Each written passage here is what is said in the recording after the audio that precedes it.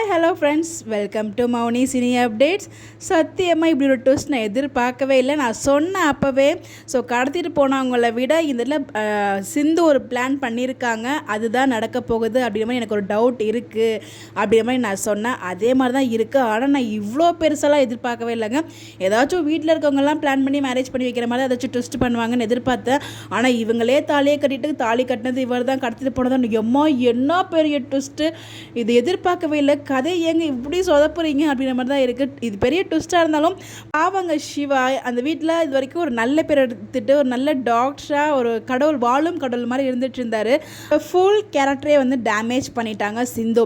இதுதான் அவங்க லவ் பண்ணுறதா? இதுக்கு அவங்க லவ் பண்ணாமலே இருந்துட்டு போயிருக்கலாமே, ரெண்டு பேரும் கல்யாணம் பண்ணிக்காமட்லேயே இருந்திருக்கலாமே அப்படின்ற மாதிரி இருந்துச்சு. சிந்துவை பார்க்க எனக்கு அவ்வளோ கோவம் வந்துச்சு. ஸோ உங்கள் செல்ஃபிஷ்காக இன்னொருத்தர லைஃப்பை இவ்வளோ டேமேஜ் பண்ணி இவ்வளோ அசிங்கப்படுத்தணுமா எல்லாருக்கும் முன்னாடி அப்படிங்கிற மாதிரி. ஸோ இதில் எங்கெங்க காதல் தெரியுது? பாயிண்ட் ஆஃப் வியூவில் இது காதல் மாதிரி எனக்கு தெரியல. ஸோ அவங்களுக்கு பிடிச்சிருக்கு, அவங்களோட செல்ஃபிஷ், அவங்க நினச்சது நடக்கணும் அப்படிங்கிற ஒரு ரீசனுக்காக அடுத்தவங்க மேலே என்ன வேணாலும் பழி சொல்லிட்டு இந்த மாதிரி பண்ணலாங்கிறது ஒரு மிகப்பெரிய பேட் எக்ஸாம்பிளாக தான் நான் ஃபீல் பண்ணுறது ஒரு சொசைட்டிக்கு நான் பார்க்கும்போது.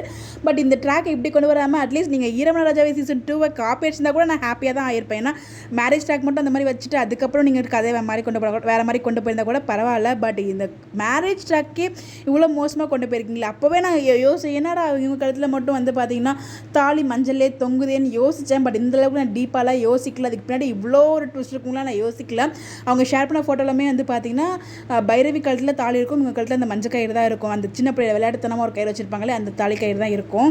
சிந்து மேலே ரொம்ப ஒரு பாசிட்டிவாக இருந்துச்சு. ஆனால் இந்த ஒரு சீனை பார்த்ததுக்கப்புறம் அவங்க மேலே எனக்கு ஃபுல் வெறுப்பாயிடுச்சு. அது ஏன்னே எனக்கு தெரியல. மேபி போக போக உங்களோட கதை எனக்கு எப்படி இருக்குன்னு நமக்கு பார்த்துக்கணும். பட் ஆனால் இன்றைக்கி எபிசோட் நேற்று எபிசோடெலாம் பார்க்கும்போது எனக்கு ரொம்ப இரிட்டேட் ஆச்சு. சிந்துவை பார்க்கும்போது எனக்கு மட்டும் தான் அப்படி இருக்கா என்னன்னு தெரியல.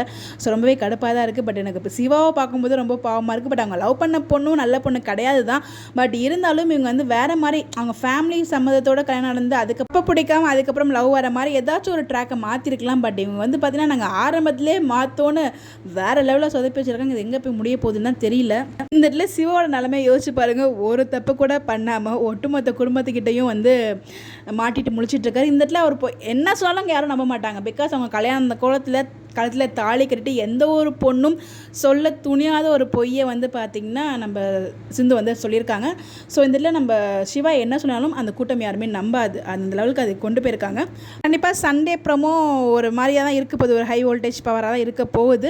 எப்படி வீட்டுக்கு கூப்பிட்டு போயிடுவாங்க. பட் இந்த இடத்துல பெரியம்மா ஆறுமுகம்லாம் எப்படி ரியாக்ட் பண்ண போகிறாங்கன்னு தான் தெரியல. ஸோ பார்ப்போம் எப்படி எடுத்துகிட்டு போக போகிறாங்க, இதுக்கப்புறம் எப்படி ட்ராக் மூவ் பண்ண போகிறாங்க, இப்போ அடுத்து என்ன நடக்குது அப்படின்னு சொல்லிட்டு. உங்களுடைய கருத்துக்கள் யாரெல்லாம் இதை எதிர்பார்த்தீங்க, இப்படி ஒரு ட்விஸ்ட் நல்லா இருக்கா இல்லையா, உங்களுடைய கருத்து என்னன்னு சொல்லி மறக்காமல் கமெண்ட்டில் ஷேர் பண்ணுங்கள்.